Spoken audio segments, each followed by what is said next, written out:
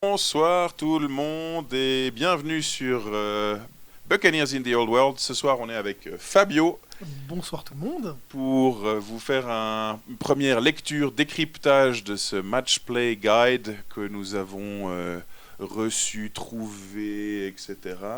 Et puis, Tombé du camion. Exactement. Gros camion qui est passé par chez nous et pouf, un petit PDF. Mais plus sérieusement, donc on va faire un premier tour dans les généralités du document, un peu quelles sont les parties qu'on retrouve à l'intérieur.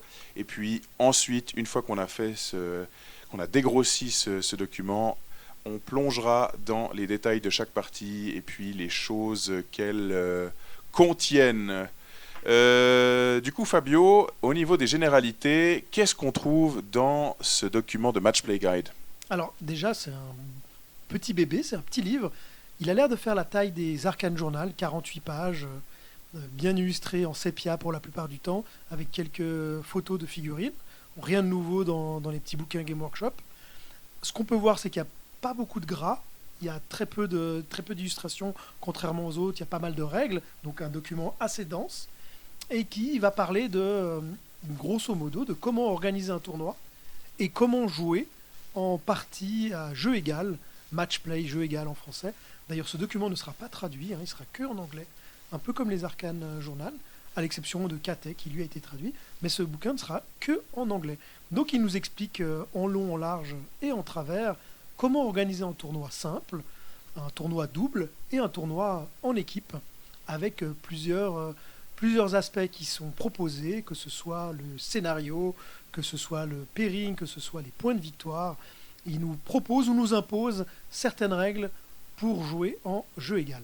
Ok, merci beaucoup. Et du coup, effectivement, on a tout au début de ce document peut-être des rappels toujours utiles, mais qui sont fondamentalement et généralement des choses qu'on connaît, à savoir l'importance du fair play, le fait qu'on est quand même là pour prendre du plaisir avant tout, donc c'est le plus important. Euh, Ensuite, on a un premier point qui va nous parler, donc c'est le chapitre qui s'appelle Organizing an Event, et là-dedans, ce qui pourrait, entre guillemets, sembler peu important pour le joueur qui ne va que participer et probablement pas organiser un event, eh ben, dans ce chapitre, néanmoins, on trouve un élément qui est très important, un gros changement par rapport à nos habitudes et qui touche le scoring. Fabio, tu peux nous en dire plus?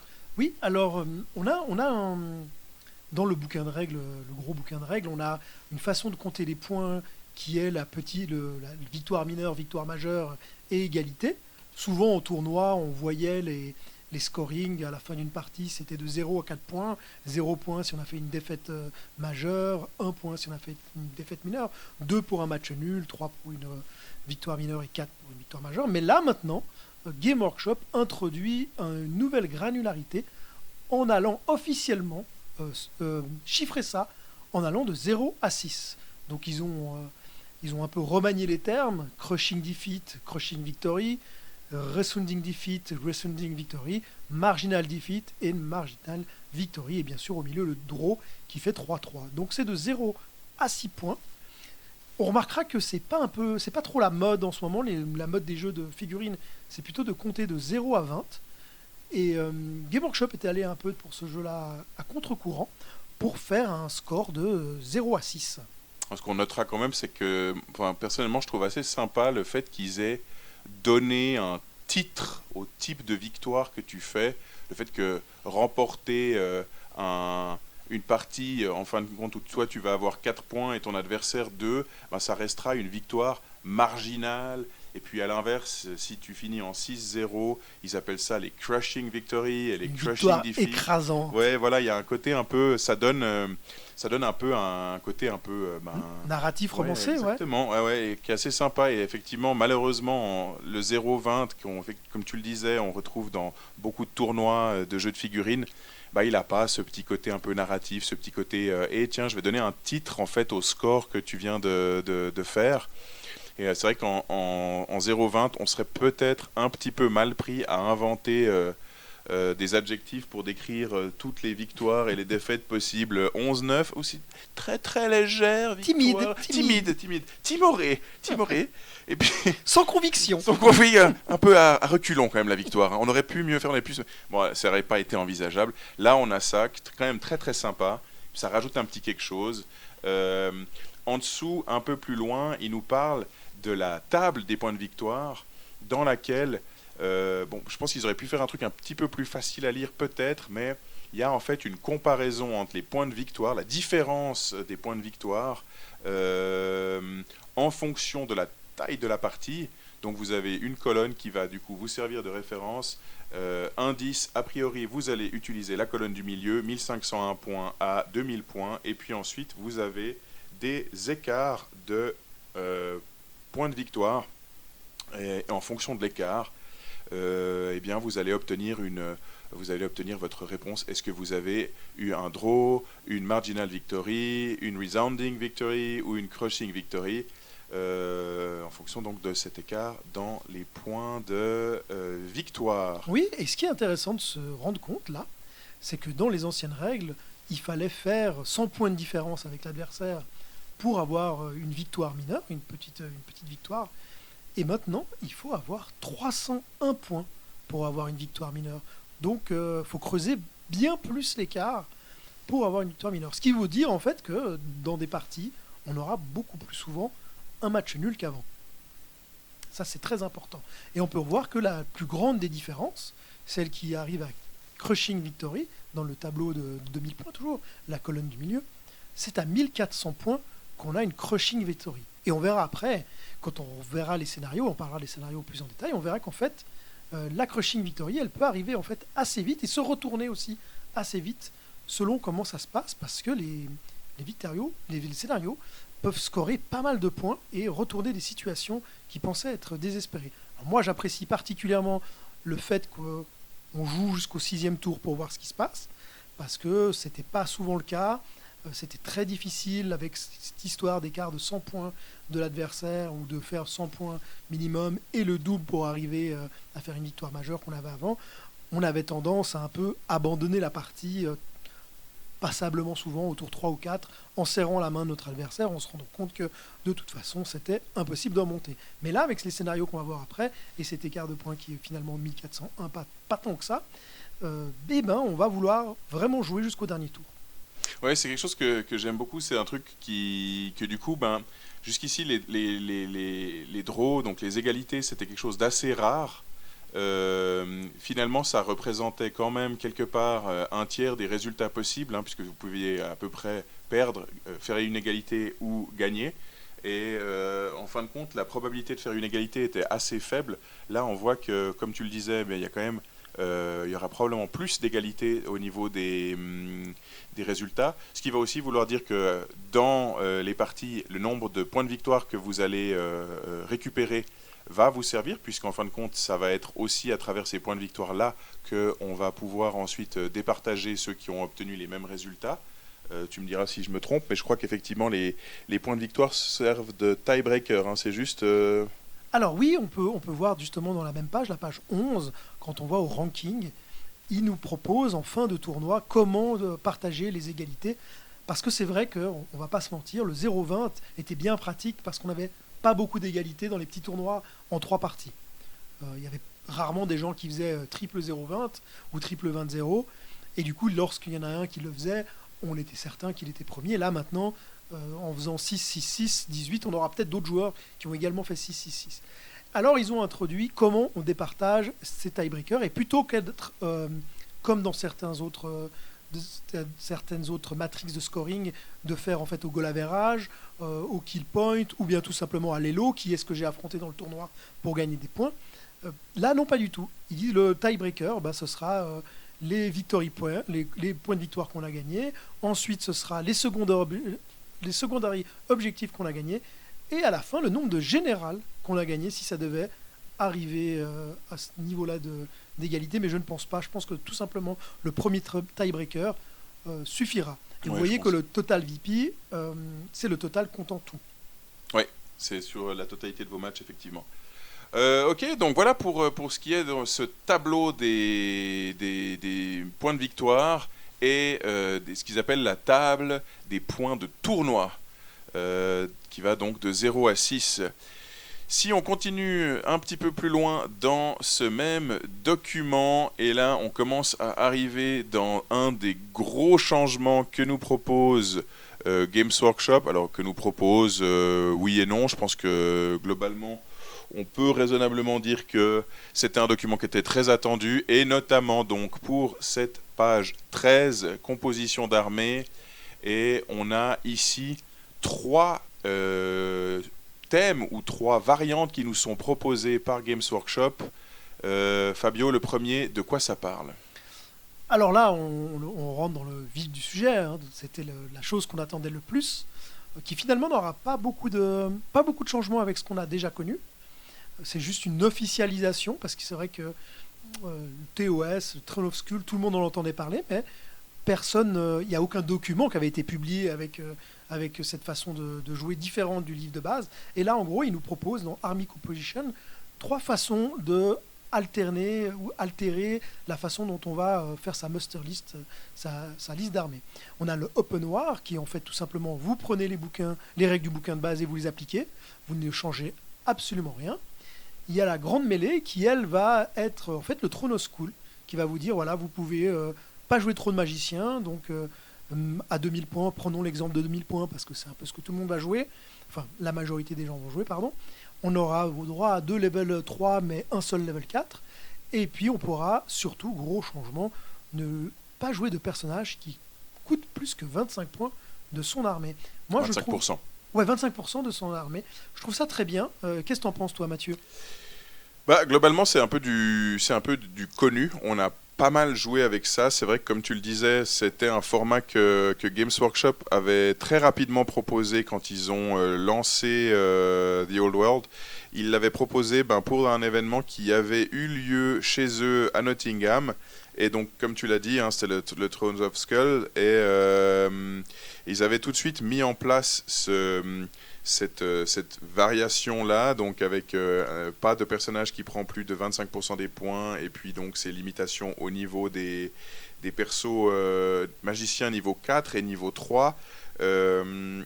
Moi j'aime bien, je pense que disons ce que ça révélait, surtout au tout début, c'est que il y a eu tout de suite une volonté de Games Workshop de calmer un peu le jeu, et puis de calmer un petit peu certaines exagérations possibles. On voit que c'était un format qui a dû convenir, qui a dû plaire chez Games et auprès de leurs testeurs, puisqu'on le retrouve là dans ce document de Match Play Guide. Moi, ce qui me fait surtout sourire là-dedans, dans ces deux premiers là que tu as décrits, le Open War nous dit que sous les règles du Open War, donc si vous décidez de jouer en Open War, les mercenaires et les contingents alliés sont toujours permis. C'est genre, là, tout est ouvert, tout est autorisé, foutez-vous sur la gueule, sortez les trucs de l'enfer, les combos improbables, allons-y. Et on voit que dans la grande mêlée, on a une petite règle qui, à mon avis, risque de faire jaser, c'est que les limitations, donc notamment les 25% du total de l'armée, mais aussi et surtout les niveaux de magiciens, ne s'appliquent pas aux persos nommés. Et donc en gros, après, les mercenaires sont autorisés. Mais l'élément sur les personnages nommés, ça va nous permettre d'avoir des trucs un peu cocasses, comme, a priori, si vous le souhaitez, vous pourriez avoir un seigneur sorcier du chaos niveau 4, et puis vous auriez le droit d'avoir Galrock à côté, puisque c'est en niveau 4 aussi, mais c'est un perso nommé. Du coup, c'est quelque chose qui est possible. C'est pas quelque chose que je vous recommande forcément, mais c'est quelque chose de possible. On pense aussi à cette magicienne de Bretonnie que tout le monde adore. Alors elle est level 3, donc Oui, mais elle disons, passe un peu entre les gouttelettes, disons. elle pourrait être un troisième magicien niveau 3 ou Oui, quelque chose c'est dans vrai. ce goût-là. Elle aurait pourrait. le droit, parce que c'est un perso nommé. Je réserve mon opinion quant à la chose. Est-ce que c'est bien, est-ce que c'est pas bien? Je ne sais pas. Franchement, c'est un détail, mais c'est un détail qui peut avoir son importance, j'imagine, pour certains joueurs. Donc voilà. Et puis il nous reste Eh ben, le Combined Arms. Combined Arms, Fabio, je t'écoute. Bah alors, le Combine Arms, moi je trouve ça bien. Ça permet, en fait, c'est une petite règle qui limite les spams, tout simplement, qui disent, bon bah voilà, on est venu pour faire une armée qui ressemble un peu à quelque chose. C'est pas très lourd hein, comme limitation. On a 3 caractères, 4 unités corps, 3 spécial units et 2 rares ou mercenaires. En fait, ça permet, enfin ça limite le spam de certaines unités. Donc quand on s'écrit 4 corps, on pourra avoir par exemple maximum 4 unités de chiens du chaos maximum dans l'armée. Et on va voir après, dans les scénarios, que ça peut avoir son importance, parce que les scénarios, ils sont très impactants sur les victoires. Et pas mal de fois, on aura envie probablement de jouer un 5e corps identique. Et là, on voit que cette petite règle de 0,4, c'est celle qui va nous handicaper ou nous poser problème, alors que les autres, 0,3 spécial, 0,2 rare et 0,3 caractère, au final, ça n'impacte pas grand monde. Ouais, effectivement, c'est vrai que c'est un peu l'élément où il peut y avoir dans la communauté des gens qui aiment bien, une fois qu'ils ont repéré l'unité, on va dire leur unité de cœur, on va l'appeler comme ça, ou l'unité qu'ils ont repérée comme étant particulièrement efficace, eh bien, ils aiment bien en user et en abuser. Ben, c'est autorisé, donc pourquoi pas. Mais effectivement, en Combined Arms, ça va être plus limitant. Je fais également juste une petite parenthèse parce que la question nous avait été posée un peu plus tôt aujourd'hui. Évidemment que 0,4 units corps, ça ne veut pas dire que vous avez le droit à maximum 4 unités en corps, mais ça veut dire que vous n'avez pas le droit d'avoir plus de 4 fois la même unité en corps. Typiquement, pour rester sur les guerriers du chaos, vous pourriez avoir 4 unités de maraudeurs montés, et puis vous pourriez avoir d'autres unités, des chevaliers du chaos ou autres. Vous n'êtes pas limité au niveau du nombre d'unités dans la catégorie corps en général, mais vous êtes limité dans le nombre de fois que vous pouvez prendre chacune de ces unités. Donc ça, c'était un petit détail qui apparemment peut avoir son importance aussi. Bon, bah voilà, on a 3 façons de concevoir. À noter aussi, et j'étais le premier surpris, mais en fait, ces éléments peuvent tout à fait se combiner finalement. On peut tout à fait avoir un monde où on joue avec grande mêlée et open war. Ça voudrait dire que, eh ben, on n'a aucune autre limite que les 25% de points total de personnages et les persos niveau 4 et niveau 3 pour les lanceurs de sorts. Et qu'on pourrait jouer des alliés. Et qu'on pourrait jouer des alliés, exactement. Et je pense qu'une combinaison qu'on verra très souvent en tournoi, ça va être évidemment Grande Mêlée et Combined Arms, non ? Bah, ça a l'air d'être la logique, hein. Je pense que c'est le sens de l'histoire. D'ailleurs, nous-mêmes, le prochain événement qui est organisé dans pas moins de 10 jours, c'est ce qu'on va jouer. On va appliquer ces 2 règles-là. Elles me semblent favoriser la pluralité des listes, de permettre un peu tout, mais en même temps restreindre les abus les plus connus. Donc je crois que ça va probablement s'imposer, Grande Mêlée plus Combined Arms, comme un format standard de jeu. C'est très probable, et on voit aussi que les limitations au niveau des spams et des triplettes, etc., c'est quelque chose qu'on retrouvait habituellement dans les jeux de Games Workshop. Je pense que le Combined Arms va vraiment devenir un grand classique, et puis le Grande Mêlée, comme on l'a dit avant, un format qui plaisait pas mal, qui limite les trucs un peu trop fumés, qui limite les listes qui vont all-in trop dans la magie avec un spam de niveau 4. Là, ça les calme un peu. Mais maintenant qu'on a parlé en long, en large et en travers de cette armée composition, passons au point suivant avec le Field of Battle qui va parler des terrains et de comment on place les terrains sur notre table de jeu, sur notre champ de bataille. Alors ouais, en effet, le Field of Battle, c'est un petit chapitre qui propose 2 façons de placer les terrains. Là, on parle toujours en match play, hein. À la maison, vous faites ce que vous voulez, vous faites votre table à thème. Moi, ça m'arrive très souvent. J'aime beaucoup avoir ma tour et puis mon bâtiment elfique qui sort tout droit d'un vieux White Dwarf. Mais dans les tournois, on aime avoir des tables qui ressemblent un peu à quelque chose d'équilibré. Alors, on a 2 façons de faire. Il nous propose de laisser l'orga poser les tables.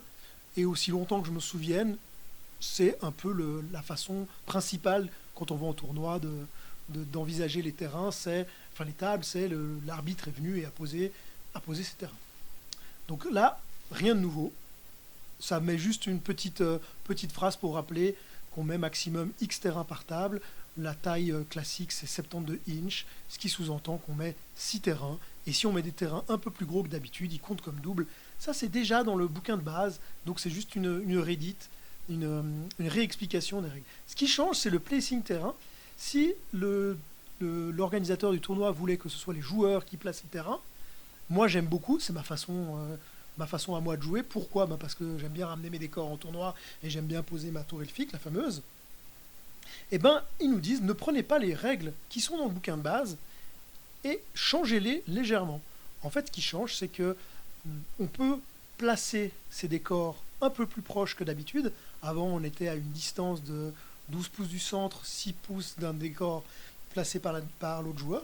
Maintenant, c'est 12 pouces du centre, toujours, mais uniquement à 3 pouces d'un autre décor. Et on ne peut pas coller à son propre décor, ce qui était le cas avant, où on pouvait en fait faire une espèce de bunker, où on se barricadait pour certaines listes, de mettre 3 bâtiments l'un à côté de l'autre, faire une petite enclave, mettre son armée dedans, et forcer le 10-10 marche nulle, parce qu'on ne pouvait pas battre l'armée en face qui avait 10 canons, ou un culte mortuaire épicé.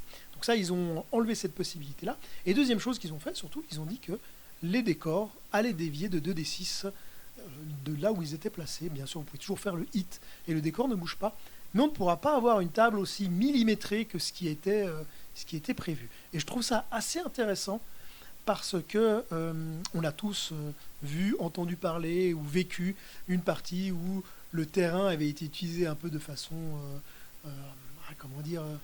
pas très roleplay et plutôt pénible en jeu, et puis se taper une partie de 3 heures dans un bunker où il y a 3 forêts au milieu ou autre, c'est un peu ennuyeux. Et là, ils ont coupé un peu ça, couper l'herbe sous le pied des optimisateurs de terrain.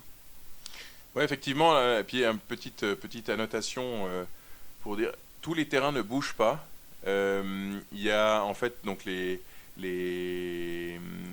joueurs vont comme souvent lancer un dé pour déterminer qui c'est qui va commencer à placer le décor. Accessoirement, si vous regardez la procédure, ce qui se passe, c'est que les joueurs vont choisir ensemble les terrains qu'ils veulent mettre. Et puis, il y en a un ils vont lancer un dé pour savoir qui place. Et il y a un des joueurs qui va placer tous les terrains. C'est un joueur qui place la totalité du terrain, tout seul sur la totalité du champ de bataille. Et le perdant va ensuite pouvoir faire déplacer de manière complètement aléatoire des 3 plus 1 terrain. Donc en gros, le gagnant place les 6 terrains qui ont été choisis avec son partenaire de jeu. Il dit ok, moi le lac va là-bas, la forêt machin, j'ai envie la colline que tu m'as choisie, elle me casse les noisettes, je vais te la mettre dans un coin et tout et tout.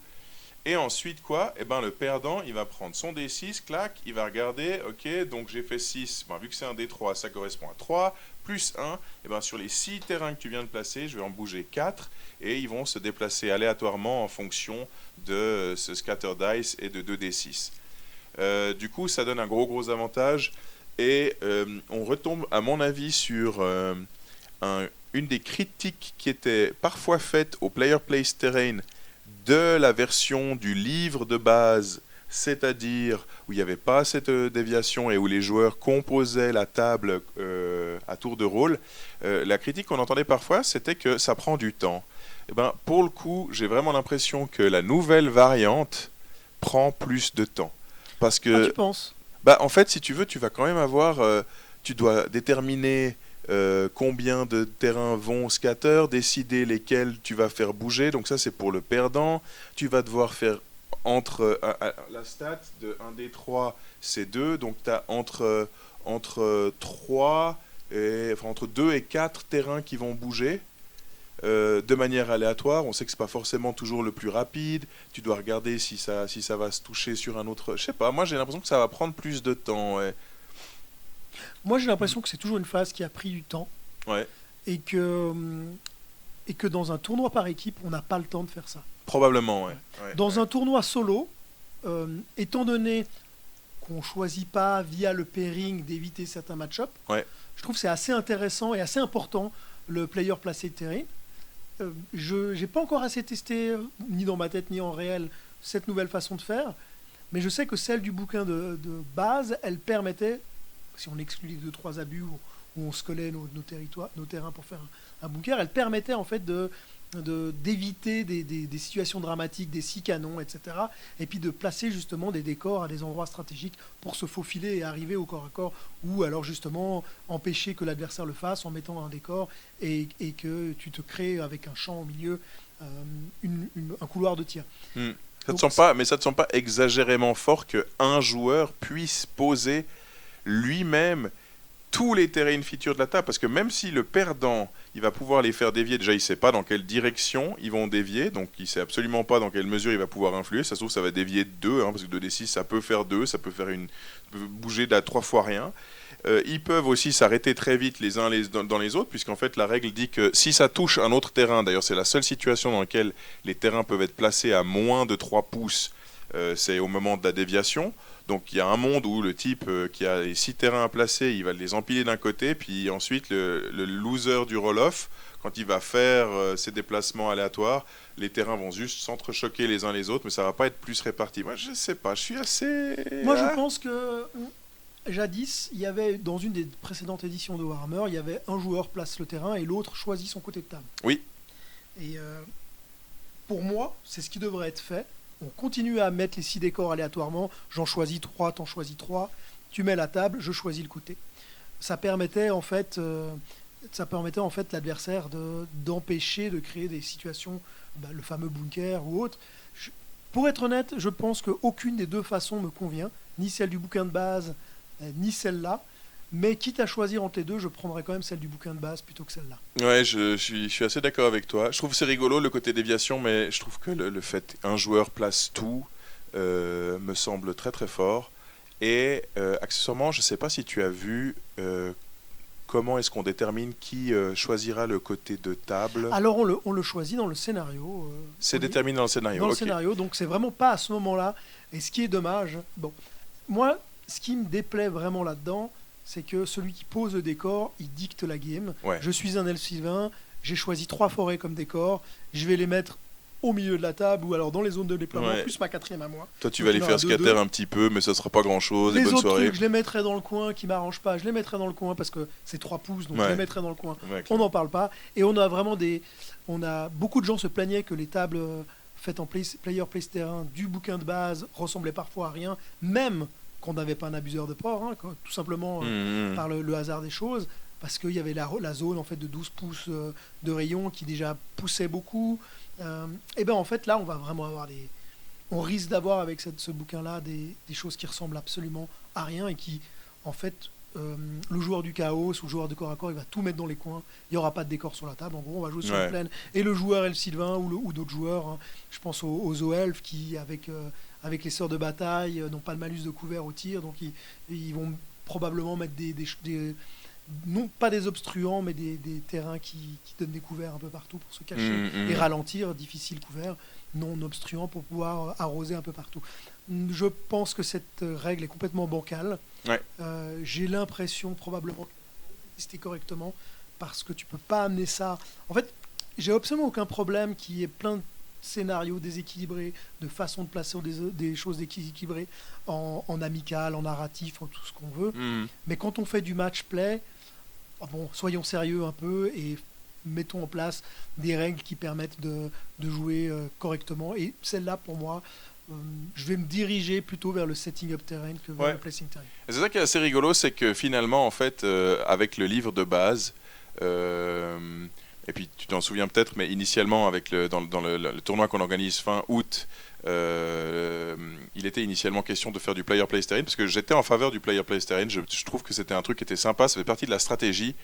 Je dois admettre que là, avec ce match play guide, le player place terrain me semble devenu nettement moins stratégique et donne un avantage beaucoup trop grand à un type qui vient de gagner juste un jet de dés.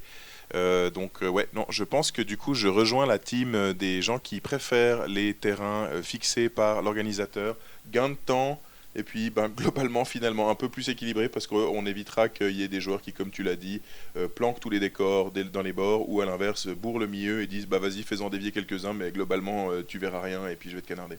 Exactement. Bien, ça nous donne en tout cas un tremplin tout trouvé vers le point suivant, à savoir les match play scénarios. Alors là, je fais juste un petit caveat, une petite remarque. Le terme scénario, ça inclut un côté, un côté déploiement qui est assez important. Ça va traiter aussi de la durée de la partie, donc combien de tours on joue, ou disons plutôt plus spécifiquement, quelle fin on va donner à la partie. Est-ce que c'est un nombre aléatoire de tours? Est-ce que c'est un nombre fixé en avance de tours? Est-ce que c'est le temps, etc. Donc tout ça, ça va être détaillé dans les différents scénarios qui sont proposés.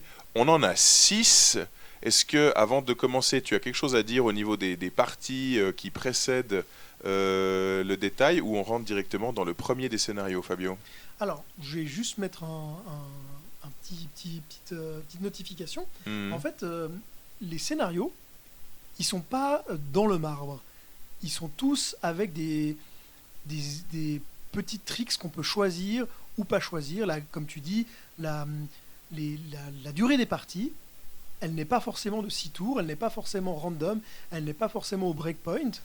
Elle peut, selon l'organisateur de ces scénarios, il choisit un scénario et il a plusieurs options qu'il choisira dans son scénario. Donc les scénarios sont souples, ils ont plusieurs façons d'être joués et on va voir ça. Et les choses qu'on voit, c'est dans les secondaires objectifs et la longueur des parties. Ce n'est pas ce n'est pas gravé dans le marbre, on peut adapter selon. Un autre point que, en parcourant le PDF, je plaide coupable, je l'avais oublié, mais un autre point qui est important, c'est au niveau du calcul des points de victoire.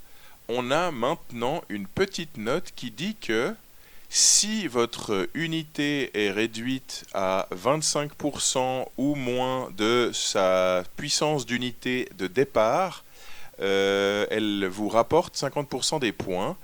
Et ça s'appliquait pas avant aux créatures type dragon qui pouvaient finir la game à 1 point de vie. Ah oui, mais il avait toujours sa puissance d'unité de départ, donc il était toujours considéré comme étant un dragon avec une puissance d'unité de 6 ou de 10, ou peu importe le type de dragon dont on parlait, et il du coup ne rapportait pas de points.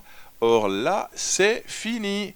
Si vous êtes à 25% ou moins de vos points de vie de départ pour une unité qui utilise les points de vie comme étant sa unit strength, vous rapportez 50% de vos points de victoire à l'adversaire.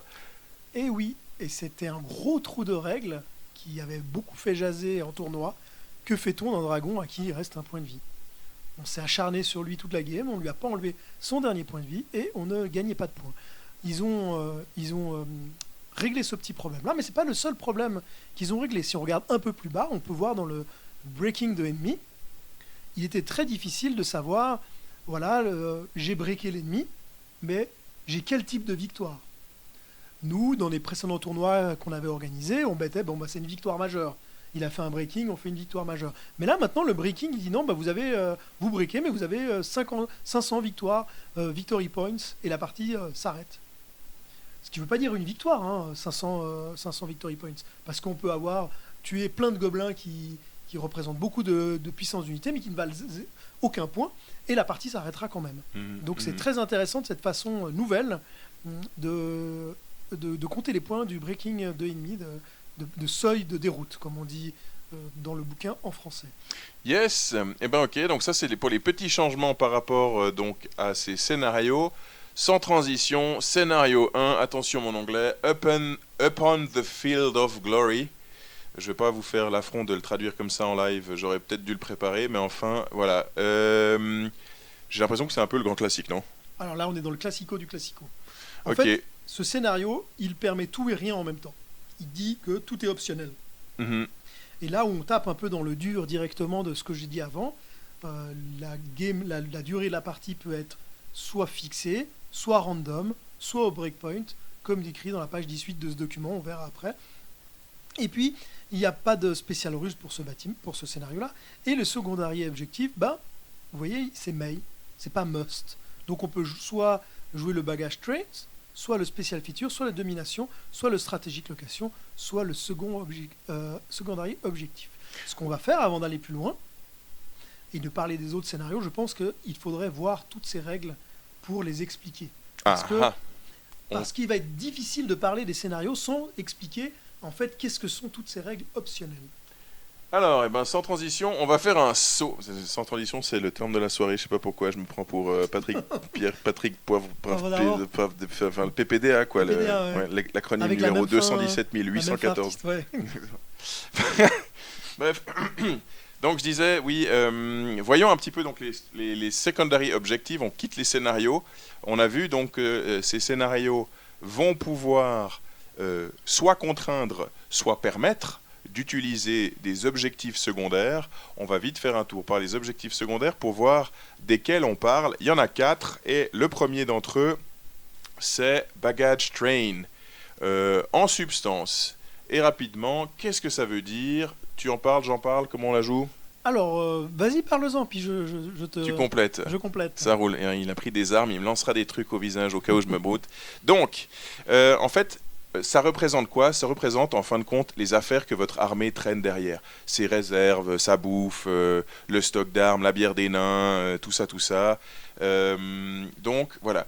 Ça se met sur un socle de 60 par 100, donc 60 mm par 100 mm, qui va être placé dans votre zone de déploiement une fois que le terrain est mis en place, mais avant que le déploiement ne commence. Donc vous savez pas encore où l'adversaire va se placer, vous savez pas encore où vous allez placer votre armée, mais vous devez déjà placer les deux, vos baggage trains. Donc c'est socles de 60 par 100 spéciaux, pas de figurines, vous les payez pas d'ailleurs en points ni rien du tout, c'est vraiment juste un élément d'objectif. Et du coup, donc vous le placez entièrement dans votre zone de déploiement, donc ça, elle est fixée en fonction du scénario, et vous ne pouvez pas les mettre à moins de 3 pouces d'un bord de table. Bah oui, parce que vous vous doutez bien que ça va être un peu un objectif pour que l'adversaire vienne le castagner, vous allez vouloir le planquer, vous ne pouvez pas le planquer tout à fait au coin, vous devez respecter 3 pouces de tous les bords, donc voilà, et entièrement à l'intérieur de votre zone de déploiement. Il ne peut pas être placé sur un objectif, sur un terrain, ce qui évidemment évite la blague de je l'ai placé dans un terrain infranchissable, c'était très rigolo, merci beaucoup.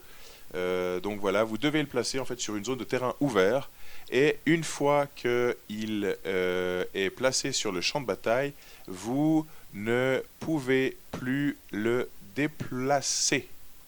Et oui, c'est une figurine avec un mouvement zéro, et même plus qu'un mouvement zéro, parce que même aucun sort ne pourront le bouger d'une quelconque façon. Donc c'est pas vraiment un événement de décor, parce que ça dit bien que c'est une figurine, donc les large targets pourront voir de l'autre côté, elles fourniront des couverts, etc., mais elle ne pourra pas bouger, elle devra rester là. Exact. Et du coup, ensuite, qu'est-ce qui se passe? Il va falloir contrôler en fait ce marqueur, donc un gros socle, comme on l'a dit, qui ne peut être contrôlé que par une unité qui se trouve à 6 pouces de lui, qui a une unit strength de 10 ou plus. Vous verrez que ça, c'est un peu un grand standard qu'on va retrouver à travers plusieurs objectifs secondaires, le unit strength de 10 ou plus, non fuyante et non stupide. Ça aussi, c'est vraiment, on va dire, le format de base. Tout ce qui est contrôle, ouais. Ces deux règles vont revenir: ne pas fuir, ne pas être stupide, et avoir 10 de puissance d'unité. Yes. Ce 10 revient très souvent, et on va le voir qu'en fait, ça va énormément impacter la création des listes d'armées. Ouais, parce énorme, que, tout simplement, le spam de petits 8, 9, 7, 6, 5, 4, 3 figurines ne va plus être possible. Yes, et puis c'est effectivement la unit strength au moment où vous voulez faire le contrôle. Donc en fin de compte, si vous jouez une petite unité de 10 gobelins en vous disant ça va bien, je vais pouvoir contrôler mon baggage train, il suffit qu'une seule flèche en bute un seul de vos gobelins, puis c'est terminé. votre unité, elle a plus une unit strength de 10, elle a 9, et du coup, vous n'êtes plus en mesure de contrôler votre objectif ou votre baggage train.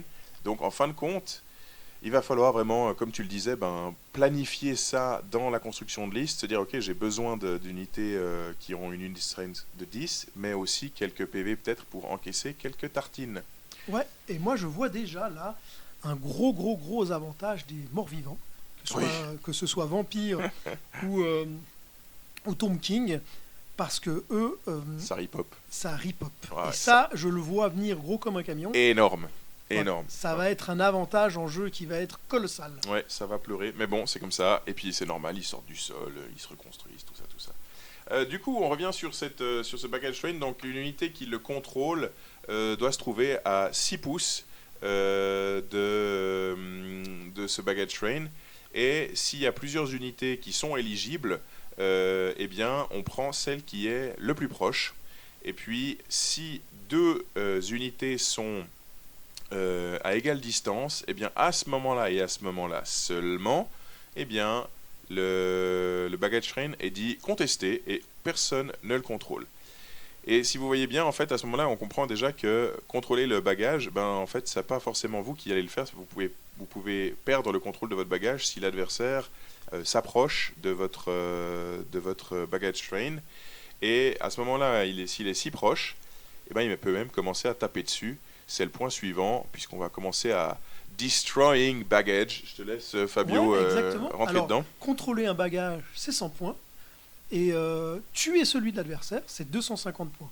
En gros, si à la fin de la partie, vous avez gardé le vôtre, vous avez 100 points. Et si vous avez tué celui de l'adversaire, c'est 250 points. Donc on peut avoir jusqu'à 350 points de bonus pour ça. Donc ça vous permet de, rien qu'en tuant 0 figurine de l'adversaire, et juste en remportant ce secondary objectif, vous avez déjà une victoire mineure.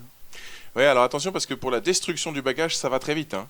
Oui. Ça va très très vite. Il suffit qu'une unité ennemie, alors là pour le coup on n'est plus sur une unit strength de 10, une unité ennemie qui aurait une unit strength de 5 ou plus, peut tenter de détruire. Donc qu'est-ce qui se passe? Elle va avancer, elle va se mettre en mouvement. C'est pas une charge, ça ne parle pas d'une charge, donc vous pouvez tout à fait imaginer que ce soit une unité qui est en marching column, donc vous vous souvenez de la règle, hein, c'est-à-dire en gros elle a un front qui est plus petit que sa profondeur, et donc elle va pouvoir bouger à x3 sa vitesse, et du coup il suffit qu'elle rentre au contact de votre train de bagages pour que là on commence à paniquer sec, parce que si elle est toujours au contact du train de bagages au début du prochain tour du joueur. Donc, imaginons, pour donner un exemple, vous avez une petite unité de Bretoniens là, en marching column qui vient et qui touche votre train de bagages.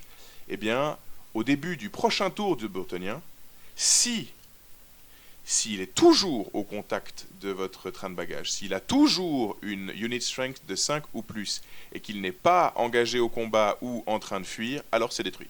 Il n'y a pas un jet de dés, c'est détruit, c'est fini. C'est détruit, donc ça laisse un tour à l'adversaire pour le fuir, ou plus probablement le réduire à moins de 5 de PU. Ou l'engager au corps à corps, parce qu'apparemment ça suffit, hein. Pas besoin que ça détruise. S'il est engagé au corps à corps, il est plus occupé à détruire votre train de bagages, il est donc occupé à se meuler sur l'unité que vous venez de mettre, et du coup ça empêche la destruction de votre train de bagages. Donc effectivement, ne laissez pas votre train de bagages sans surveillance. On dirait les annonces de la SNCF. Un train de bagages a été laissé sans surveillance. Un bus de Chevalier du Royaume vient se planter dedans. Mais ce qui est marrant, moi qui m'a fait beaucoup rire, c'est la seule fois où même si on est stupide, on peut scorer. Tu remarqueras que c'est écrit que tu dois pas être fuyant, pas être engagé au corps à corps, mais tu peux être stupide. Donc ton troll stupide, s'il touche le bagage, il est quand même pas assez con, il va quand même penser à le bouffer et le détruire. Ouais, effectivement, il y a l'unité de troll qui peut venir embêter. Donc ouais, tout ça pour dire finalement, faites bien gaffe, ça peut aller très très vite. C'est assez sympa parce qu'il y a un double niveau dans ce objectif secondaire. D'une part, il y a le fait de le contrôler, et ce contrôle, eh bien... il a lieu qu'à la fin, c'est un petit bonus. Vous verrez que par rapport aux autres bonus de points de victoire qu'on peut avoir, le fait de contrôler, simplement contrôler, pas détruire, donc ça veut dire avoir une unité avec une unit strength de 10 ou plus, à 6 pouces du baggage train de l'adversaire et du vôtre, parce que vous pouvez contrôler les deux, donc ça vous ferait 100 points pour l'un, 100 points pour l'autre. On voit que c'est juste 100 points. Allez, même si vous avez réussi à envoyer une unité à travers le champ de bataille jusqu'à contrôler l'autre, ça vous ferait 200 points pour les contrôles. Et puis, détruire, c'est 250. Moi, je trouve ça assez sympa, il y a ce double niveau comme ça, mais on voit que, mine de rien, par rapport aux autres objectifs qu'on a, c'est relativement peu de points de victoire. Oui, c'est petit, et d'ailleurs, c'est aussi le seul qui n'est dans aucun scénario. Ah oui, ok. Il est optionnel Mhm. au choix de l'orga de l'inclure dans les scénarios, mais il n'est imposé dans aucun des scénarios. Ok, Donc c'est ouais. un petit plus supplémentaire qu'on peut mettre. Moi, ce que j'aime dans ce bagage, je vais pas te le cacher, c'est le côté modélisme. Ouais, le diorama. Ouais, le Ah, diorama. regarde là, il voit déjà ses elfes en train d'accompagner Mais- l'œuf de phénix. Mais c'est évident, Bah le voilà. dragon. Regardez ici, si vous le verriez, oh mon Dieu, il rougit. Mais il rougit. Et en plus, j'ai une chariote orque qui est magnifique, ma petite chariote Ingalls, Ouais. qui fera vraiment parfaitement l'affaire. Donc ouais, non, là, pour moi, ce genre de petits trucs, c'est sûr. Je me réjouis d'avoir l'opportunité d'en faire un. Et aussi, ce qui est cool, c'est que dans la communauté locale, quand on fait un concours de peinture, qui vont toujours avec les tournois, au bout d'un moment, on sait que si on fait un concours de peinture, c'est toujours le même joueur qui va gagner le concours de peinture. Et avec ce genre de truc-là, on peut dire, bah voilà, le concours de peinture, il sera basé sur le baggage train et que sur le baggage train. Donc préparez vos baggage train, venez avec vos mini dioramas et je trouve ça vraiment cool. Yes. Objectif secondaire suivant, les special features. Donc les special features, c'était quelque chose qu'on avait déjà dans le livre de base. C'était ces terrains, c'était les seuls terrains d'ailleurs qu'on avait le droit de placer au centre, qui nécessitaient une sorte d'accord avec l'autre joueur. Maintenant, et qui donnait déjà à l'époque des points de victoire. Maintenant, ils en ont fait donc un des objectifs secondaires qu'on retrouve parfois dans des missions et puis qu'on peut choisir dans d'autres situations.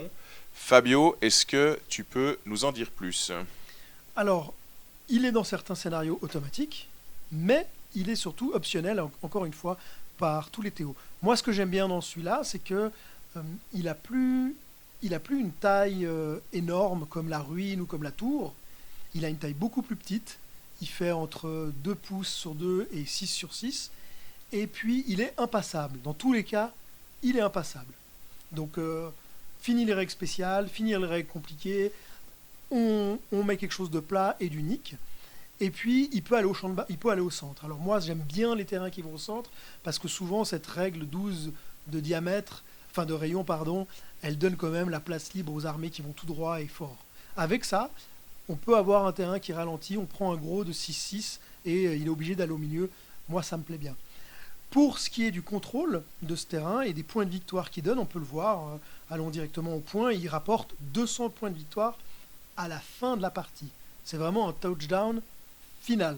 Donc on peut ne pas s'en occuper pendant toute la partie et arriver au dernier tour, ce qui donne un avantage au deuxième joueur. Et on verra que le deuxième joueur, il a besoin d'un petit avantage. Donc possiblement rajouter ça sur certains scénarios pour équilibrer les scénarios qui donnent trop d'avantages au premier joueur me semble être un levier que je vais utiliser moi en tant que Théo pour équilibrer le tout. Comment on contrôle le feature, Mathieu ? En fait, comme on l'avait déjà dit, on retrouve un petit peu ces grandes caractéristiques de unit strength de 10 ou plus, non fuyant, non stupide.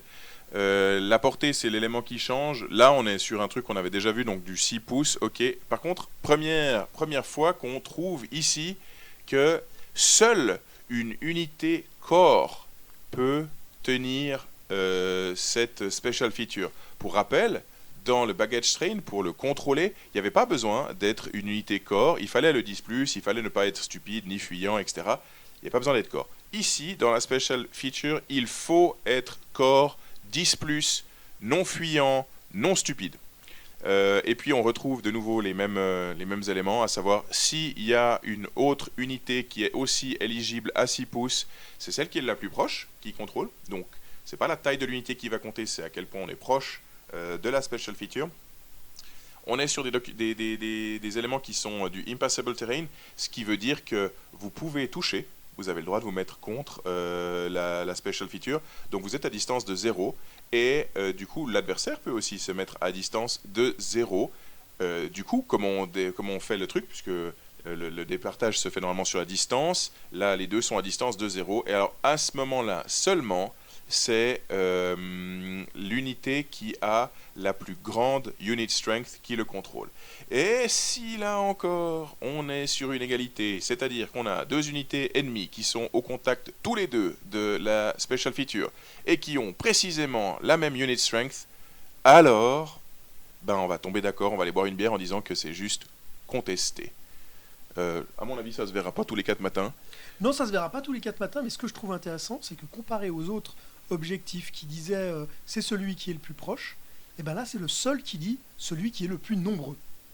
Uniquement dans le cas où les plus proches Voilà. sont à égalité, Sont à parce égalité qu'ils ont à tous les égale deux distance. touché le truc, ouais. Il y a un Bon, rapport à de la taille qui est la seule fois où on va dire celui qui est la plus grosse. oui, Et, ça compte des fois. ça compte des fois, Il paraît. quelques centimètres près de distance. Elle a dit ça. Ouais, elle dit ça. Non, mais je pense surtout aux armées qui ont de la masse qui fait pas grand chose, les Skaven, les gobelins, où vraiment au dernier tour on peut faire un touchdown, toucher, on est en marching column, on avance de 15, on se pose, et puis nos gobelins n'ont peut-être rien fait de la partie, mais là à la fin ils prennent les 200 points de victoire. Yes, à noter également que ça peut sembler beaucoup, ces 200 points de victoire, mais tant pour les 200 points de victoire du baggage train que pour les special features, par rapport aux autres points de victoire qu'on peut gagner dans les autres secondary objectives, c'est peu. C'est beaucoup mais c'est peu en effet. Ouais. On a encore une petite règle qui est assez sympa, qui est plus thématique, narrative qu'autre chose, c'est les propriétés inhabituelles. Donc il y a de nouveau une table aléatoire où on va déterminer le bénéfice qui est obtenu par l'unité qui contrôle la special feature.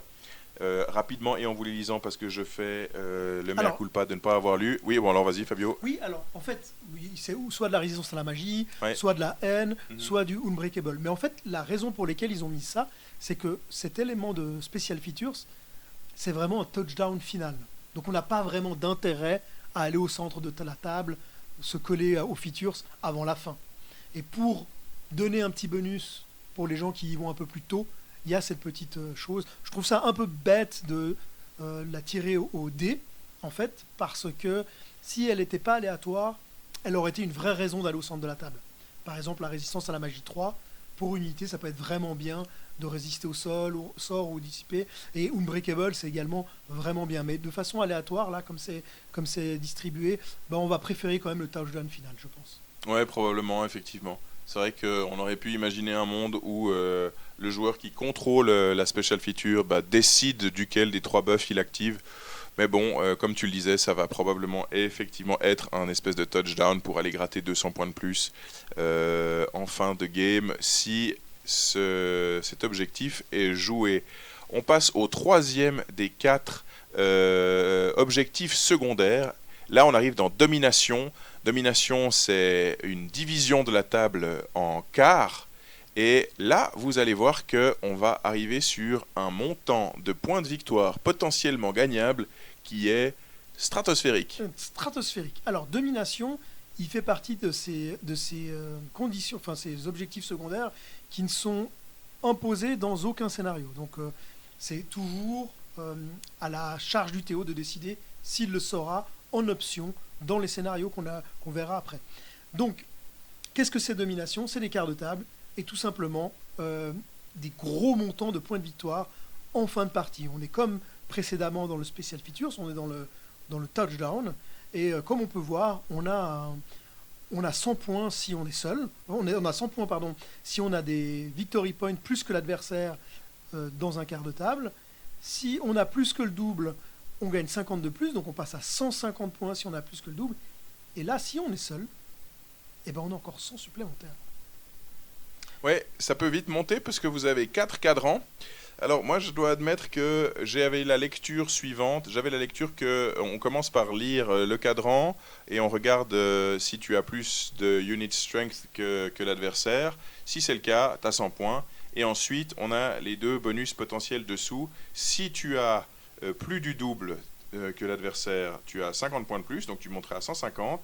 Et puis si en plus l'adversaire n'a vraiment rien du tout, pas le moindre point de unit strength dans le cadran, alors tu as 100 points de plus qui, dans ma lecture, mais je ne sais pas si c'est vraiment, je suis pas très très sûr que ce soit comme ça monterait à 250 points. Ouais, là, il y a une petite interprétation. On va devoir probablement attendre une FAQ pour savoir si c'est 200 points et qu'on compte les 3 points ou si c'est 250. 250. Ouais, on verra, mais dans tous les cas, ça peut potentiellement faire 200 points si vous avez...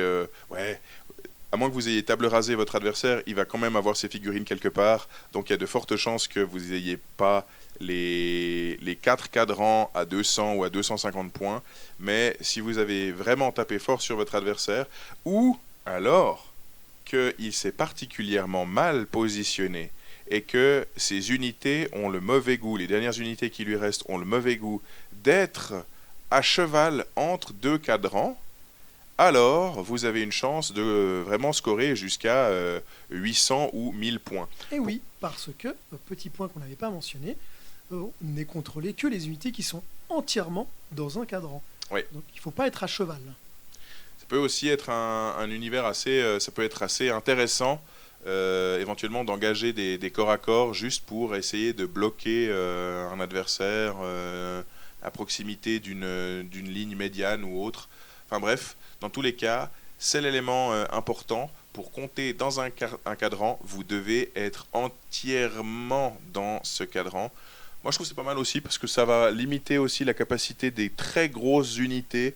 Pour l'instant, on ne sait pas si elles vont être limitées. Il y a des bruits qui courent, comme quoi peut-être ça pourrait être limité à 50 ou 40. Mais pour l'instant, ce n'est pas le cas.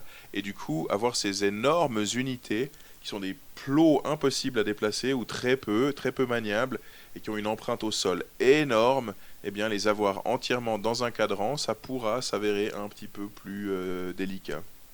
Moi, j'ai une deuxième lecture à ça. En fait, elle est la lecture sur l'impact que ça a à avoir sur les unités de fond de table, comme nains ou elfes sylvains, qui restent dans leur camp, qui restent dans leur moitié.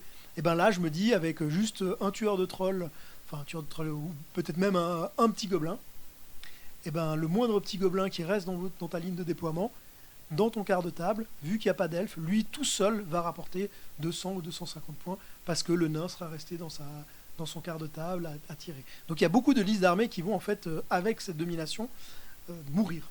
Elles ne passeront plus une ronde. Ouais, et l'autre chose aussi, c'est, je pense que ça peut être aussi très intéressant d'avoir des petites unités très mobiles, très légères, que vous gardez sous le coude à la fin.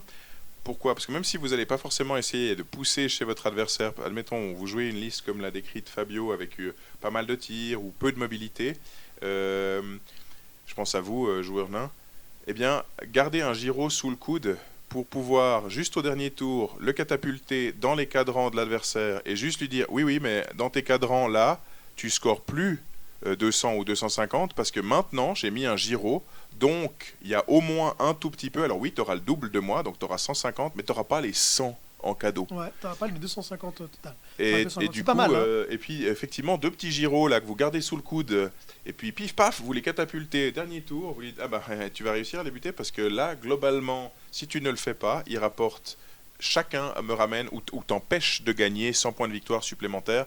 Ça peut être intéressant. Dans tous les cas, moi j'aime beaucoup comme ils l'ont construit. De nouveau, je trouve que c'est intéressant. Il y a de la granularité. C'est pas genre pif paf pouf, t'as gagné tout le bonus. Tu l'as si t'as plus, t'as un petit incentive si t'as le double, t'as un gros incentive s'il n'y a rien du tout. Et ce gros incentive va faire que le joueur en face va être particulièrement attentif à essayer de terminer la game en ayant au moins un gobelin asthmatique mourant dans chaque cadran, quoi. Ouais, exactement. Et peut-être on verra revenir des unités qui avaient disparu, des unités, je pense aux gobelins non de la nuit, qui ne servaient pas à grand chose comparé aux gobelins de la nuit. Peut-être que là, ils serviront à quelque chose, une unité pas chère, en backline, pour au dernier tour aller dans un cadran ou l'autre, se mettre à la limite du cadran, faire une marche forcée et aller dans l'autre cadran, selon là où c'est intéressant. Effectivement. C'est 80, 100 points qui seront probablement utiles pour une fois. Yes. Et enfin, on arrive maintenant à ce dernier des 4 objectifs secondaires, les strategic locations. Bon, là, on est un peu plus sur du connu. C'est des marqueurs qui font 40 mm des bases, 40 mm rondes, qui servent de marqueurs à contrôler. suivant le nombre qu'il y en a, leur emplacement est déjà défini. Vous verrez, il y a plusieurs cartes, plusieurs variantes. Deux objectifs, il y en a un qui est proche de la zone de déploiement de votre adversaire et un qui est proche de chez vous. À 3, vous avez sur la ligne médiane un grand paquet enfin, vous avez les 3 qui sont bien répartis sur la ligne médiane. À 4, c'est un espèce de doux mélange du tout, comme vous vous en doutez. Ici, au niveau du scoring, Fabio, comment ça se passe? Alors là, par rapport aux autres objectifs secondaires qu'on a décrits, c'est le premier qui n'est pas un Taojan final. Il s'accumule chaque tour. En fait, pour chaque point que vous contrôlez, le contrôle, c'est ce qu'on a vu tout à l'heure, et là on revient à l'histoire des corps, c'est des corps de 10 de PU, et qui ne sont pas en fuite, et qui ne sont pas stupides. Donc corps, très important, je le répète encore, le corps, si vous êtes là, vous gagnez, et vous êtes le plus proche, vous gagnez 30 points de victoire à la fin de votre tour. Et c'est cela à la fin de tour de chaque joueur. Donc ça peut aller très vite. Dans une partie où on a la map avec les 3 points, en fait, on va potentiellement, à la fin de chaque tour, gagner 90 points. Ou l'adversaire va gagner 90 points. Ce qui veut dire ça va trigger 12 fois dans la partie. Si la partie dure 6 tours. Ouais. Effectivement, et du coup ça peut vite faire beaucoup parce que 12 fois 90 points, il y a pas mal de points à gagner ou à perdre. À noter quand même que à suivre au niveau des points gagnés, je pense que nos amis qui ont des découpeuses laser et qui peuvent faire des petits trous pour garder un peu un tracking des points de victoire gagnés et perdus, ça peut être intéressant parce que je dois admettre que là... avec le nombre d'objectifs qu'il peut y avoir, on peut en avoir jusqu'à 4, vous imaginez, ok, tour 1, fin de mon tour 1, j'en contrôle 3, t'en contrôles 1, ça me fait 90 points, toi ça t'en fait 30, ok. Faut alors mettre à la des fin jetons, je pense. Faut avoir des petits jetons. Ouais, des tokens peut-être, fin, effectivement, puis on les... Ouais, enfin, disons, trouver un truc un peu efficace, parce que je sens que sinon, si on n'est pas un peu prêt, on va vite s'en mêler les pinceaux là-dessus. Moi j'aime beaucoup, de nouveau, parce que c'est un truc qui vient progressivement. C'est pas winner takes all. J'ai gagné, t'as tout perdu. Là, aux fonctions et au gré des mouvements de la bataille, il y a des objectifs qui vont être tenus, perdus, etc. Ça va avancer. Je trouve ça assez sympathique. Personnellement, j'aime beaucoup. Alors moi, j'aime la théorie. Ouais. Mais j'ai un peu du mal avec la pratique. Messieurs, dames, oulala. Non, mais c'est cool, c'est visuel, c'est très narratif, on peut faire les marqueurs, donc le fait que les marqueurs, encore une fois, tu peux faire des petits œufs d'aigle, des petits œufs de dragon, tu peux vraiment t'amuser à faire pas mal de choses au niveau du updélisme. Ce que j'aime moins, c'est que si tu as le premier tour et que tu pousses, c'est très dur pour l'adversaire de s'approcher plus près de toi. Et quand je dis très dur, c'est même probablement selon si tu joues contre un Brett qui avance avec ses 2 bustes de cavalerie, en fait, il va engranger des points jusqu'à la fin de la partie sans aucun souci. Ça, c'est vraiment quelque chose qui me dérange. Ça me dérange que ce soit compté dès le premier tour. Et ça me dérange aussi le fait que le premier joueur prenne place et après, tu peux plus vraiment le contester. Il faut avoir à l'usage. Ouais. C'est vraiment une lecture à chaud. Mais c'est peut-être un des... Si je devais changer des règles dans ce bouquin, ce serait probablement la première que je changerais. Ah, ok, intéressant. Ok. J'ai peur en fait que ce soit empirique. J'ai le premier tour. Déjà, on sait que le premier tour, c'est un gros avantage dans Old World. Là, ils ont inséré pas mal de touchdowns pour rééquilibrer le tout, et je trouve ça très bien. Mais celui-ci,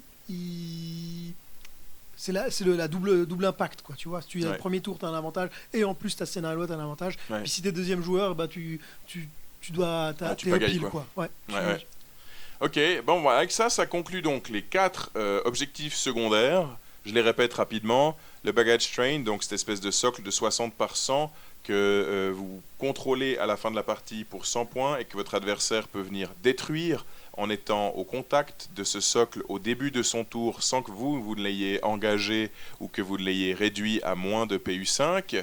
On a les special features qui sont ces bâtiments avec des effets un peu particuliers que vous contrôlez avec une unité corps de puissance d'unité 10 ou plus qui ne fuit pas, qui n'est pas stupide et qui vous rapporte de nouveau en fin de partie 200 points de victoire. La domination, donc les 4 cadrans en fin de partie, 100 si vous avez plus de points de victoire que votre adversaire, d'unité combinés dans le cadran. Là, on ne compte pas que les corps, ça compte pour toutes les unités.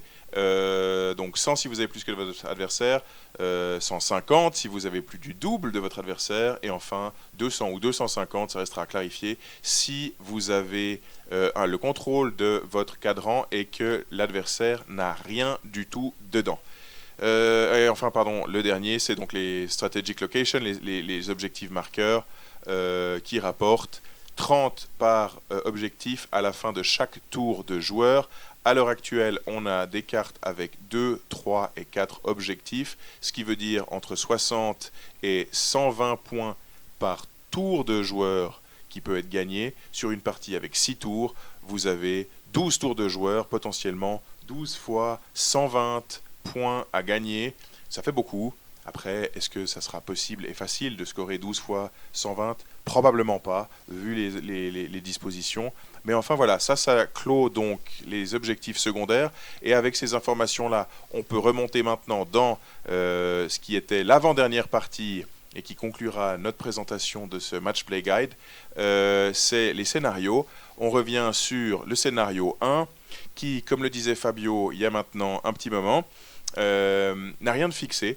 Tout est à décider par le Théo ou entre les joueurs s'ils ont envie, la durée du jeu, les éventuels objectifs secondaires qu'on décide de mettre. Il y a pratiquement tout qui est possible, même presque tout, j'aurais envie de dire. Je mets un presque de principe, mais a priori je crois que tout. Il y a tout, et ce qui est très marrant sur celui-là, c'est qu'on peut mettre tout ensemble au niveau des secondaires objectifs. On pourrait mettre les terrains, le bagage, les special features, la domination et les locations 2, 3, 4, comme c'est écrit ici. Donc c'est le scénario de base le plus polyvalent. Et puis même, comme on voit la Game Lens, on peut la randomiser ou faire au breakpoint.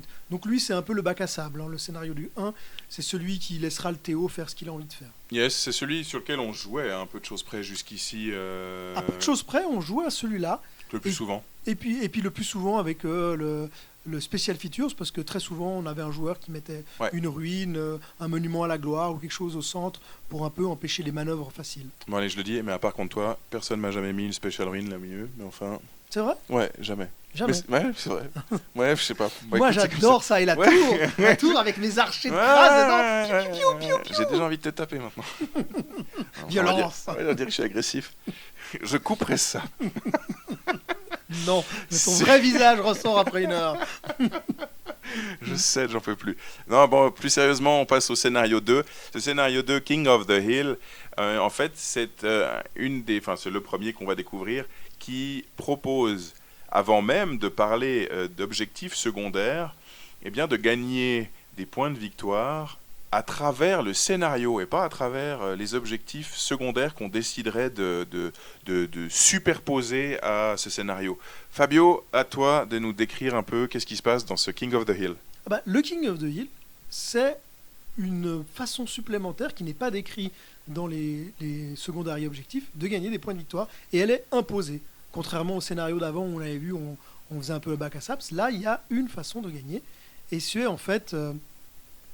une façon de gagner, comme un point secondaire et objectif de petits, comment on appelle ça, de petits marqueurs, ce serait un gros marqueur. Le gros marqueur, c'est le centre de la table, et pas la colline, ou que je vous en parlerai après, c'est le centre de la table, mais au lieu de, comme le marqueur, de gagner 30, il gagne 100 points de victoire. Donc vous m'avez bien entendu, il y a 1200 points de victoire en jeu. Et c'est énorme. 1200 points de victoire, ça veut dire que si à la fin de chaque tour, c'est vous qui contrôlez, vous avez gagné 1200. Donc vous pouvez arriver avec votre énorme pavé de squelette intuable, le mettre au centre de la table et gagner 1200 points de victoire, à moins que l'adversaire vienne avec tout vous enlever, parce que c'est toujours cette histoire de l'unité la plus proche du centre de la table. C'est pas la colline qui compte, c'est vraiment le centre de la table. La colline est là que comme élément visuel pour rappeler qu'en fait on se bat pour le sommet de cette colline. et donc pour le centre de la table en fait. Donc voilà. Je vais même préciser, je vais même aller plus loin, c'est qu'en réalité, il y a même plus de points de ça, potentiellement, parce qu'en fait, la game length de ce scénario, c'est random ou breakpoint. Et du coup, si on décide de jouer, il n'y a pas donc de nombre de tours fixe, même si on peut imaginer que pas mal d'organisateurs de tournois vont simplement dire vous jouez 6 tours et bonne soirée. Mais tel qu'il est conçu, ou tel qu'il est proposé ici dans ce Match Play Guide, la game length, elle est aléatoire ou au breakpoint. Et si on... donc au point de rupture. Et si on joue avec la partie de durée aléatoire, qu'est-ce que ça veut dire? Ça veut dire qu'à la fin du tour 5, un joueur va jeter un dé, et si en additionnant le résultat de ce dé et le tour en cours, on fait égal ou supérieur à 10, eh bien le jeu s'arrête. Mais si on fait moins de 10, on continue et on a encore un tour de plus. Ouais, tout à fait. Ce qui sous-entend qu'en fait, on pourrait jouer 9 tours avec de la malchance au dé. Ouais, de la chance au effectivement. dé, selon. Donc Ouais. on pourrait monter jusqu'à 1800 points de partie de scénario la colline. Je reviens sur juste la taille de la colline parce qu'elle est écrite en gros. Mhm. La colline peut faire jusqu'à 12 x 8, 18. Donc pour ceux qui connaissent un peu les dimensions, c'est plus ou moins une feuille à 3.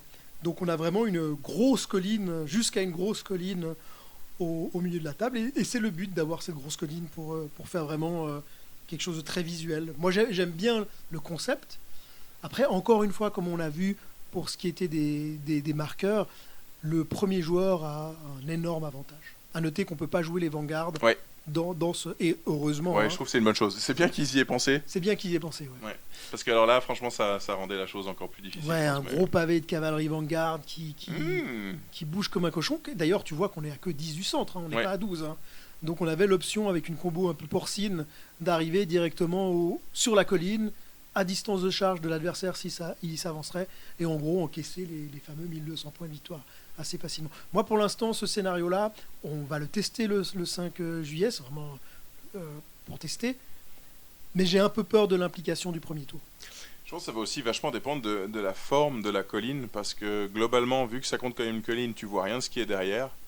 Du coup, ça peut être aussi un énorme avantage pour certains types de listes, puisque tu vas avoir des armées qui vont être bien contentes de pouvoir planquer, de se planquer entièrement derrière la colline, hors de ligne de vue.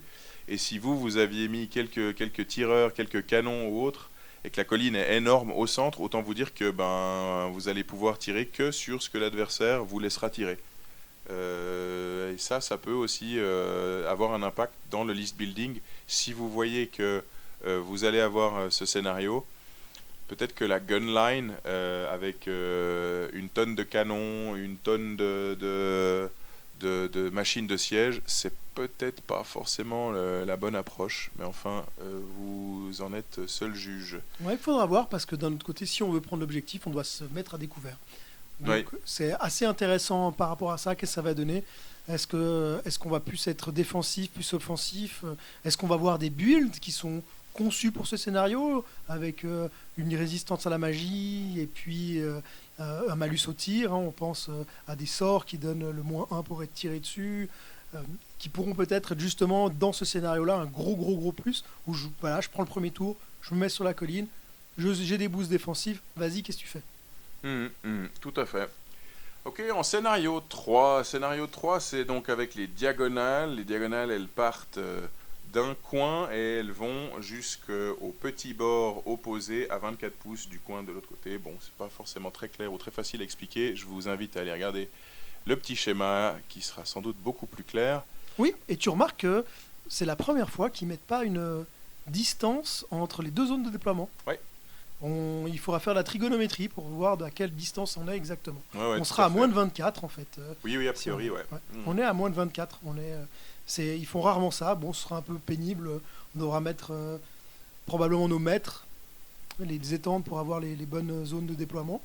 Mais quoi dire là-dessus? Alors là-dessus, encore une fois, c'est le seul scénario, enfin c'est pas le seul scénario, mais ce scénario nous oblige à jouer une unité en réserve, et ce scénario nous oblige à mettre les strategic location 3 sur la ligne médiane la ligne médiane du déploiement. Yes, ouais, effectivement, c'est obligatoire et on peut ensuite rajouter éventuellement d'autres objectifs secondaires. À noter qu'il n'y a pas d'obligation de mettre des unités en réserve. On doit choisir nos zones de déploiement et puis, une fois que c'est fait, avant de déployer nos armées, on lance un dé. Les deux adversaires lancent un dé. S'il y a un 1, Sur un des deux jets, sur un des deux jets, les deux joueurs doivent choisir une unité d'infanterie ou de cavalerie. Ça ne parle pas de la taille, donc ça peut être de la cavalerie monstrueuse, ça peut être autre chose, de la cavalerie légère. Et cette unité-là est gardée en réserve. Je tiens à rappeler qu'on avait un truc à peu près similaire dans le livre de base, où on jetait un dé pour chaque unité oui, qu'on ça c'est avait. clairement la version digeste Ouais, et de l'autre, parce que bon, moi on l'a déjà joué quand on a le moot, ouais, ce scénario-là, ouais. c'est quand même un scénario qui fait Ouais, jaser. il y a des trucs qui sont hardcore. Là, ce qui est pas mal, c'est que du coup, vu que ça définit que c'est infantry ou cavalerie, bon, vous êtes à peu près certain que vous n'allez pas vous retrouver avec votre mage ou je sais pas quel perso absolument fondamental ou crucial dans votre armée qui est en train de griller des marshmallows hors de la table. Là, c'est vous qui choisissez quelle unité vous mettez en réserve. Vous devez en mettre qu'une seule. Ça limite un peu la casse, ça limite un peu le côté aléatoire et puis le côté un peu frustrant que ça pouvait avoir si le dieu des dés avait décidé de vous infliger une série de 1 dans cette mission qu'on avait à l'époque dans le livre de base. Là, ici, c'est un peu plus calme. Je note également que c'est pas un scénario qui a un moyen de gagner des points de victoire qui est déjà intégré. On a un secondary objectif qui est fixé, mais contrairement au King of the Hill, on est juste sur un objectif secondaire qui est déjà établi, qu'on ne peut pas choisir. Et puis, il y a ces réserves, mais qui n'ont pas d'impact sur les points de victoire. Non, très peu, et puis peut-être qu'on verra apparaître des builds avec un régiment de 5 archers, ou même l'ingénieur nain, qui vu que c'est de l'infanterie, il pourra aller venir un tour plus tard et quand même booster sa cavalerie, sa machine de guerre. Il est beaucoup mieux comme ça, hein, parce Ouais, que je pense aussi. celui du book de base, il était d'une frustration Ouais. mémorable. Ouais, non, ça pouvait effectivement créer de mauvais souvenirs. Ok, scénario 4, Close Quarters.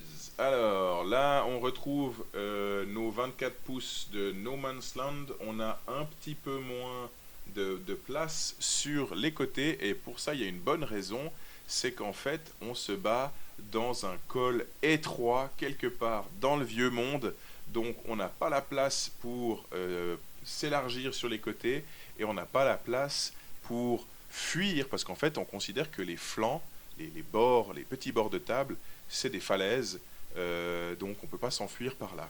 Je te laisse rentrer un peu dans le détail là-dessus, des implications que ça peut avoir en termes de jeu. Alors, en termes de jeu, ça veut tout simplement dire que si vous fuyez en sortant par les bords de table, vu que vous ne pouvez pas passer par là, c'est bien écrit, on ne peut pas leave or enter, ben on va s'arrêter et l'adversaire va probablement nous rattraper et nous casser les jarrets. Yes, à noter que si vous êtes éthéré ou que vous volez, vous avez le droit de passer respectivement à travers ou au-dessus de la dite falaise. On notera également que ce scénario se joue avec les secondary objectives du Strategic Location 2, c'est-à-dire en gros un objectif devant votre zone de déploiement et un objectif devant la zone de déploiement de l'adversaire. Moi, c'est marrant, je le vois un peu comme un scénario qu'ils appellent Close Quarters, mais je ne serais pas étonné que finalement on soit assez, soit sur une conception assez classique des batailles, soit sur chacun chez soi et les vaches seront bien gardées, en n'allant pas forcément taquiner le goujon chez l'adversaire. Non, il implique absolument pas de stratégie particulière, il n'aura Ouais. pas beaucoup d'impact sur la façon de jouer, Ouais. celui-là je pense. Et les stratégies de location, comme on l'a vu précédemment, les positions qu'elles ont, en gros à la limite de la zone de déploiement de chaque côté, ne demandent pas au niveau du commit. déploiement ou du jeu de commit. Ouais. Ça se joue, Ouais. ça joue totalement normalement. Et puis bon, on voit la longueur des parties sont fixes et retournent au breakpoint. Moi j'aimerais juste rajouter un truc qu'on n'a pas parlé avant par Mhm. rapport aux durées aléatoires des parties. Je pense pas que ce soit une bonne façon de faire des match play en tournoi. Absolument d'accord avec toi. Parce qu'une partie qui dure 9 tours, en fait, elle ne durera pas 9 tours. La partie, elle durera le tour que le tournoi le permet, en fait. Donc c'est un peu illusoire de croire qu'on jouera les 9 tours. En règle générale, on s'arrêtera à 5 ou 6 parce que la cloche, elle aura sonné. Ouais, je suis assez d'accord. Après, effectivement, c'est vrai que... Mais à la maison, c'est cool. Ouais, ça met... enfin, je vois pas forcément l'intérêt. Ça rajoute peut-être un côté un peu aléatoire, un petit côté fun, du genre, mon Dieu, la bataille continue, encore un dernier tour, et tout, et tout. Ok, pourquoi pas. Mais ça se heurte probablement aussi à des considérations d'organisation du temps en tournoi. Je pense que votre Théo, il va vous faire une tête au carré si vous lui dites ouais mais je suis désolé, en fait là on est au tour 8, je viens de roll un 1, donc ça fait 9, donc on doit faire un 9e tour, on est à 4h15 de jeu, Ah, on n'en concrètement, peut c'est pas plus. possible, en fait. Ouais, je sais, le type il va vous dire bah écoutez non, je m'en fous, je veux vos résultats de toute façon. Et puis en règle générale, soyons honnêtes, à partir du tour 5-6, t'as déjà plus grand chose sur la table. T'es Non, là, il y a des match-ups c'est- qui sont très fermés où il se passe rien. Ouais, Mais bon, qu'on joue 4 tours ou 9 tours, ceux-là, on les finit en règle générale. ouais, c'est ça, c'est que t'es un peu. Ouais, les derniers Moi, je trouve que tours, c'est t'as pas une vague réaliste, idée en de- fait. C'est pas réaliste. Ouais. Bref, on est là maintenant sur le 5e scénario avec un déploiement. Alors bonjour, vous allez faire le tour de la table 8 fois parce que vous allez placer des unités d'un côté, de l'autre, en diagonale. Bon courage aussi pour vous amuser à faire le rond avec un rayon de 9 pouces ou un diamètre de 18, suivant comment vous faites votre géométrie. En gros, vous divisez votre truc en 4, votre table. Vous enlevez un rond au centre d'un diamètre de 18 pouces et vous et votre adversaire vous déployez dans des quarts de table qui sont en diagonale l'un de l'autre. Ça donne des déploiements assez rigolos. Je pense que c'est une façon très différente de jouer son armée. Mais ouais, je suis pas persuadé que ça va forcément être très apprécié des joueurs de tournoi. Ça va être très apprécié des joueurs de cavalerie qui vont Ouais. pouvoir prendre l'adversaire en gros sandwich des deux côtés. Ouais. Par contre, en effet, je pense que en mode sérieux, ça n'a pas sa place. Ouais, moi je trouve aussi que c'est un côté très fun. Bonjour déjà le temps pour faire les. Alors oui, Non, mais ça, je suis le peigné, déploiement, hein, ça mais- va, ça va. Ouais, je sais pas. Moi je trouve que c'est le genre de truc où tu commences à faire ton au milieu. C'est un déploiement qu'on retrouvait pas mal à 40K il y a longtemps. Ah ouais. Ouais, tout à Est-ce fait. qu'il y avait aussi, parce que là, tu vois que dans les secondaires et objectifs, il y a le special features, donc il y a un bâtiment, enfin un élément Au centre. au centre. Ouais. Donc il y a vraiment, on est obligé de manœuvrer sur les côtés. Hein. Ouais. L'armée est automatiquement coupée en deux. Et avec cette façon de faire, moi j'ai peur que beaucoup d'armées ne s'en sortent pas, n'aient pas la mobilité, n'aient pas la rapidité. Ouais, ça va être compliqué. Peut-être que ça oblige à faire des listes d'armées différentes qui sont intéressantes. Ouais. En tout cas, ce qui est sûr, c'est que là, la mobilité, elle est clé parce que, en gros, si vous avez votre armée, disons, lente face à une armée rapide, l'armée rapide, elle va choisir lequel des cadrans elle va focus et puis elle va vous tomber dessus avec ces deux cadrans. Et du coup, soit vous vous étiez séparés sur les deux cadrans et votre adversaire rapide, il va tomber sur la moitié de votre armée avec la totalité de la sienne. En vous prenant en plus en sandwich. Soit vous vous êtes dit la vache, je vais me faire défoncer. Vous avez tout mis dans un seul des cadrans et résultat des courses, vous allez vous prendre la même chose, un sandwich, mais vous aurez au moins cette fois la chance de jouer avec la totalité de votre armée contre la totalité de la sienne. Mais les sandwichs et puis les charges irrésistibles qui continuent à l'infini à travers vos lignes, ça risque de piquer. Hein. Oui, et l'autre souci que je vois, c'est les petites délimitations verticales des deux zones. Mhm. S'il y a un décor infranchissable là, Ouais. c'est dramatique. Il n'y a vraiment pas de partie.